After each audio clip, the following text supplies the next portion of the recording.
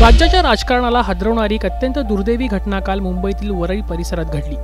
मंत्री पंकजा मुंडे यांचे स्वीय सहाय्यक अनंत गर्जे यांच्या पत्नी डॉक्टर गौरी पालवे यांनी शनिवारी वरळीतील आपल्या राहत्या घरी आपलं जीवन संपवलं।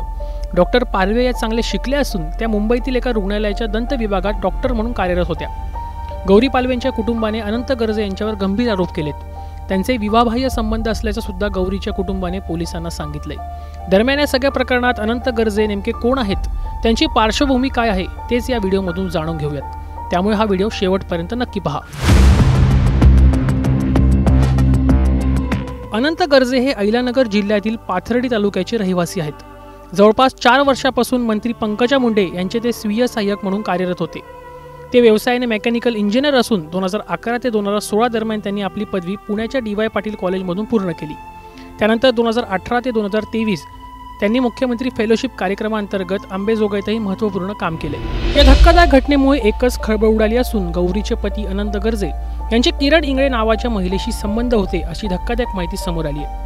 घर बदलताना गौरीला याबाबत माहिती मिळाल्यानंतर त्या प्रकरणावर गौरीने विचारणा केली असता तुला जे करायचं ते कर, मी कोणाला घाबरत नाही, तू कोणाला सांगितलंस तर तुझं नाव चिठ्ठीत लिहून आत्महत्या करेल अशी धमकी पतीने दिल्याची माहिती मिळाली आहे। दरम्यान या सर्व प्रकरणावर धक्कादायक खुलासे होत असून या प्रकरणात आणखी नवे धागेदोरे काय येतात हे पाहावं लागेल।